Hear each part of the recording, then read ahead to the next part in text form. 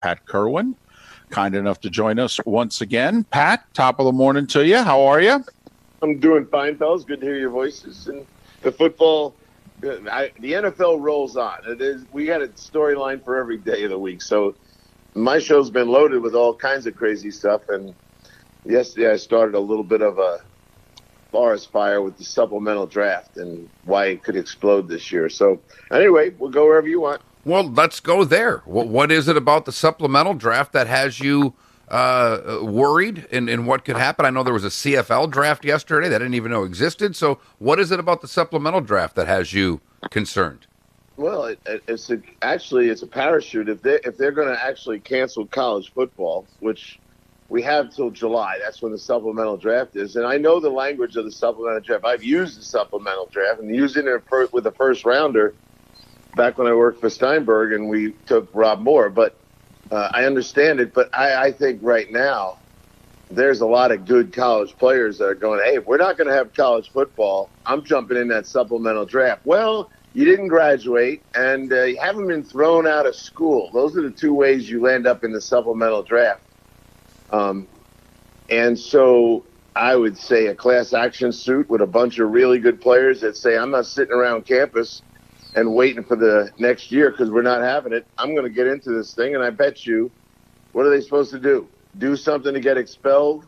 I think they could fight it. And I don't think the NFL will publicly support them because they like to have a nice relationship with the colleges. But on the other hand, you think anyone would be upset if that Clemson quarterback or the Clemson running back came out? So I'm expecting, and I talked to a GM yesterday who said, you might be on. I love when they tell me this. You might be on to something. I would say that we should explore the possibilities of exploding supplemental draft with a bunch of guys jumping in here, and we all know how it works. And so I think if you look at it, if it was your son, Mark or David, and if college football wasn't going to happen, what would you be doing to get him out of his situation? Well, I think the problem, though, is that the supplemental draft's in July, and you're not going to know at that time whether or not the season is – you may know it's delayed, but there's no way – first off, they're going to play a college football season. But even if by chance they don't, they're not going to make that decision in time for the supplemental draft. Well, if you're right, except if I think they're not going to have it, I'm not waiting around. Why would I take the chance of passing on the supplemental draft on the hope they're going to start football? If they're not even opening campuses, yeah, July's early, but guess what? If it was my son and it didn't look like colleges were opening, which means they're not playing college football, they might play in the spring. Nope, I'm going to try to get out of here now. And I bet you there's, instead of 5 or 6 guys in a supplemental draft, I bet you we could have 30 guys in a supplemental draft and a lot of big name guys. Interesting. It is very interesting because, Pat, the one thing about this week to me and to us that's been positive is that, whether it's NASCAR coming back, whether there's been more talk of the NBA, NHL, and MLB coming back, is that there have been university presidents from Brown to Oregon to Iowa that have all said they're opening their campus in the fall. I mean, you are the first person who's kind of put a wrench in what the college presidents have been talking about. So, well, you know what? They're scared, Mark, because how are they going to gather tuition? How are they going to create revenue? The states that are opening slowly, and I'm all in favor of opening, so let me get my own opinion on the table first. The coronavirus rate is already going up a lot. So the college campus, especially a state school, they may all open up for a while, and they may retreat from that. But a stadium, remember, the TV deal for college is not the same as pro football. They need filled stadiums. Yes, they do. And they may not get those, and they may not be allowed to have them. So I feel bad for a lot of minor sports. David knows this. From the money football generates protects track and field, swimming, and everything else. Lacrosse, not basketball, of course. They got their own revenue stream. But so I don't even think these college presidents who are talking and know what they're talking about, and they're just running scared because what should they say at this time? Oh, we're going to open. How about all the kids who got accepted into college for the fall? high school seniors. How do you think they're acting right now? How many parents are going to pay $70,000 a year to go to a private college? So there's a lot of things no one knows the answer to. But if I'm the father of a potential first-round draft pick and they're not going to play football, we're going to try to get into that supplemental draft and get out of here now. Well, you bring it like Trevor Lawrence technically doesn't qualify, though, because you have to be 3 years removed from high school, and he's not. But you mentioned the possibility, like there's a couple of Alabama wide receivers, one who weren't eligible for this year's draft. If a season doesn't happen, would they be eligible for the supplemental? Probably not. But those that decided to come back for one more year, Pat, you do bring up an interesting you almost have to figure out in July, do you think this college season is going to happen in a somewhat normal way? And if it doesn't, even if it's disjointed, are we better off foregoing it and going into the supplemental draft, where usually, though, Pat, you make a lot more money if you stay one more year? Yeah, but stay for no football? I've got my cross-checker who always takes this time off, and I always give him a list of guys to watch before the draft, and he was working hard this year. And I went over to get my equipment and all my videos and everything else I gave him for his assignment for the whole month of April, and he said, well, I'm going to miss this. I said, not so fast. Here's a list of 50 guys I think potentially could come out in the supplemental draft. Get going on these guys, and he's working really hard right now. But it's such a unique situation that if we ignore it, or if the college scouting directors or the GMs ignore this concept, they'll be left at the altar scrambling about July 4th. So a lot going on. And plus, to my knowledge, almost every good college player stays on campus all summer and works out all summer. Oh, they're not allowed on campus. So there's no one running a 7-on-7 practice in July like they always do, and lifting weights and taking enough classes that the workload in the fall is minimal. So nothing's going on to indicate this might all work out and we might have football. I would be nervous if I was a kid eligible to come out. And there'll have to be some legal stuff here. So if you went in front of a judge and said, yeah, they're not letting me in the supplemental draft because I didn't graduate and I haven't been expelled from school. Oh, really? That's how you get in? Yeah, I'm only 10 credits short, but I haven't been expelled, so technically it's not the judge will rule in their favor. Yeah, they can figure out a way to get expelled between now and then, too, if they really want to. But, yeah, go on campus without a mask. Yeah, I mean, there's plenty of ways to do it. But, boy, to Pat's point, and when he just made the last comment there, I've told you, David, I got a young man 2 doors down, his buddy is a Bishop Verot grad that plays center for Purdue. He's rehabbing. He hurt his shoulder last year. He's still in the neighborhood. He'd be in West Lafayette. I mean, when Pat said that, I'm like, ooh, you're right. The kid that I see twice a week stop over at his buddies is not in Indiana where he should be getting ready for the season. So that is a very valid point. Let's move to players that are already in the league. One got cut yesterday. Where is Andy Dalton going to play next year, Pat? Well, David texted me almost immediately after that came out. I'm voting for New England, and I'll give you all my reasons.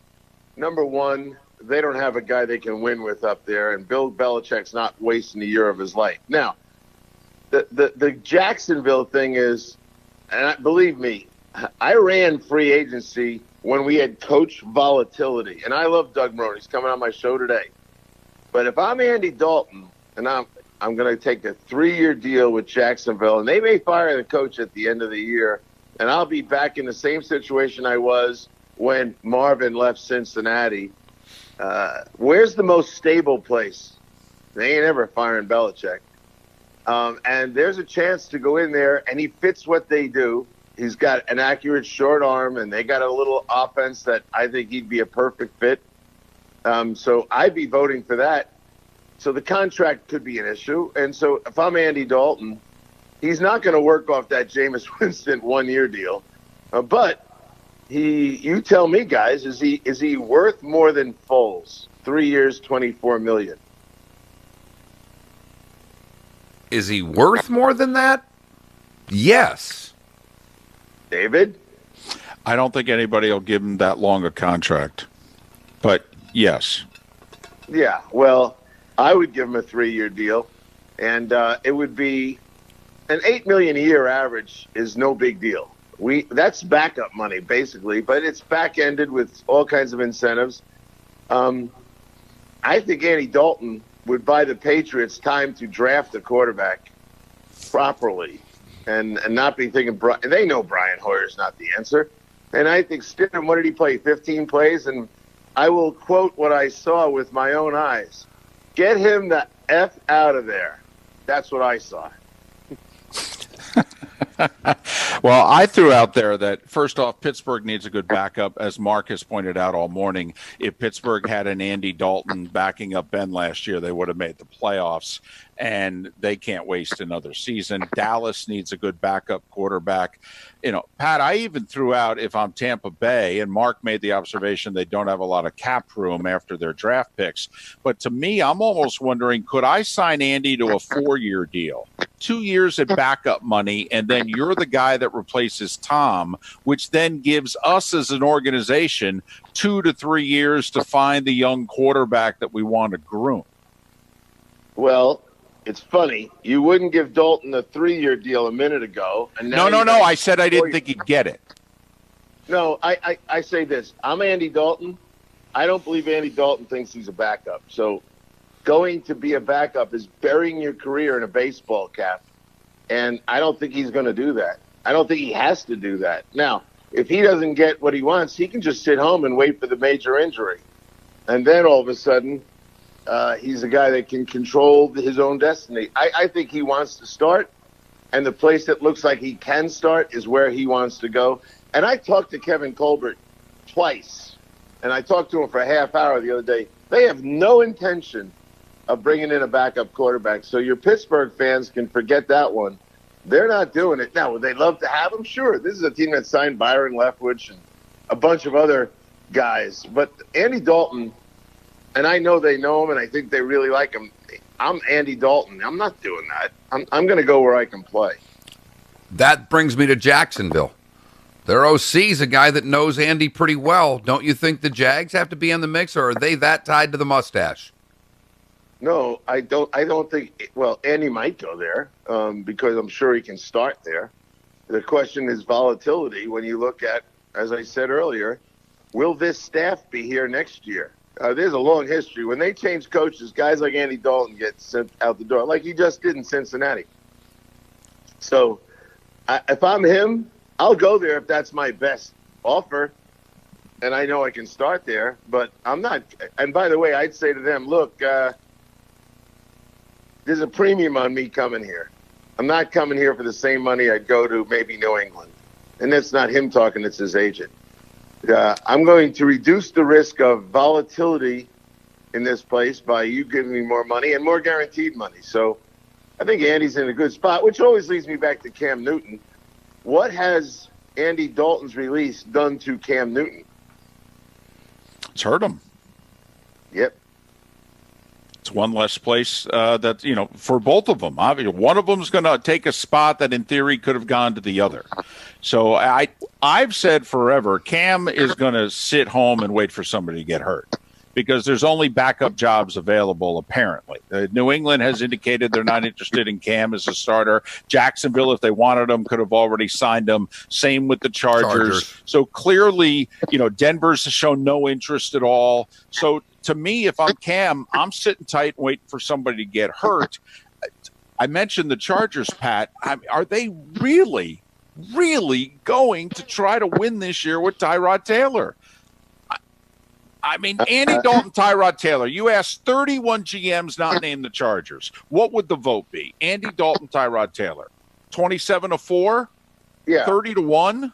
Yeah, well, first off, did you really believe that Tyrod Taylor's the starter with Herbert coming in there? Yes. Not me. He might start the first. Well, it all depends on how this goes. We're not having any mini camps. We're not having any OTAs. We might go to camp for 2 weeks rather than a month. And that could, as Pete Carroll said, they need 6 weeks of football activity. They're not going to get it. That would put it back on Tyrod to play for a while till the kid's ready. I don't want to jump around here, but in Cincinnati, have you studied that offensive line? Would you put Joe Burrow behind that line? I wouldn't. What are they going to do? I would have never let Andy Dalton go until I fixed my O-line, but go look at it. There are 5 starters. One's a left tackle who never played, so you're hoping he's healthy. You look at the other 4, and there's a question about all of them. So I think a lot of guys have quarterback issues. I do think that the potential lack of practice time is going to prevent teams, intelligently prevent them from putting the young kids on the field when they don't know what they're doing yet. So there's a lot of things. I talked to Ron Rivera the other day. We had a refresher course on when the lockout was there and how he went over to Auburn and he got all those plays that Cam knew how to run, and Ron was smart enough to just run them at Carolina until the kid, he knew he had to play him early, and he didn't want to kill him, so he just ran the Auburn offense basically for a month. The guy did throw for over 400 the first 2 games. So there's a lot of challenging questions here about what's going to happen next, but it actually makes the offseason this year more intriguing than ever, honestly, because all this stuff is leading to more questions than answers. Well, Pat, the question I have with that, and love what you said that Ron Rivera talked about on how to get ready for this year, and I think that those are the resources coaches will use. We've already talked about first-year coaches and coordinators in their struggle, but Pat, when you talk about a reduced time of camp, a reduced time to put in plans, is this then going to be a more coached league, let's say in weeks 1 through 3, or a more talent? I mean, is this where we're really going to see coaching break out in the first few weeks, or is this where coaching will take a backseat to talent because of the lack of time? Great question. I think a couple things. The coach and the guys I talk to will say it off the air, but they got to reduce their offenses and defenses. You're not going to have the same installation pace. Bruce Arians said to me, I install the offense in the mini camp, I reinstall the offense in the OTAs, and then I install it again for a 3rd time the first 2 weeks of camp. So he's got no installation 1, no installation 2, and obviously a reduced. So I've asked him, I said, okay, I know your book.